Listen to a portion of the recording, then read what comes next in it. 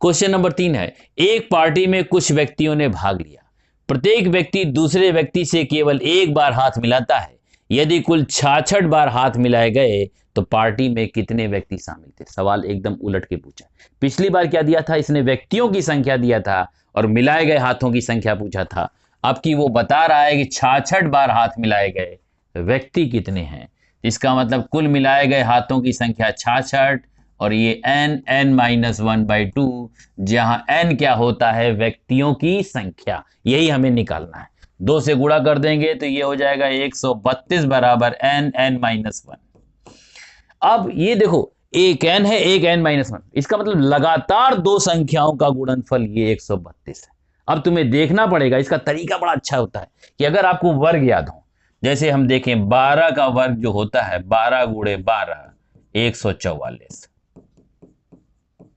और 11 का वर्ग होता है 11 गुणे 11 121।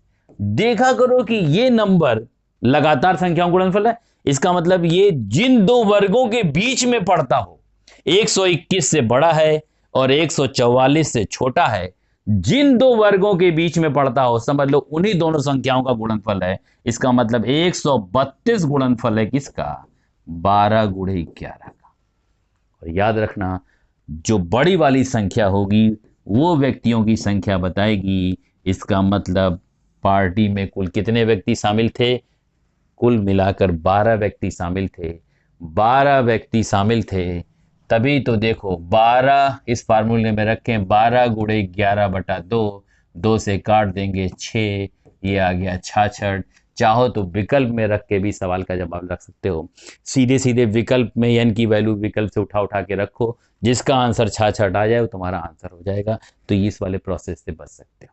ठीक है, विकल्प को उठाओ। मान लो मेरे पास विकल्प होता 10, 11, 12 और 13, तो हम क्या करते, n की जगह वैल्यू रखते और वैल्यू रखकर कुल हाथों की संख्या मिलाते, कितनी बार हाथ मिलाए गए, जिसमें आंसर 66 आता वही हमारा आंसर हो जाता।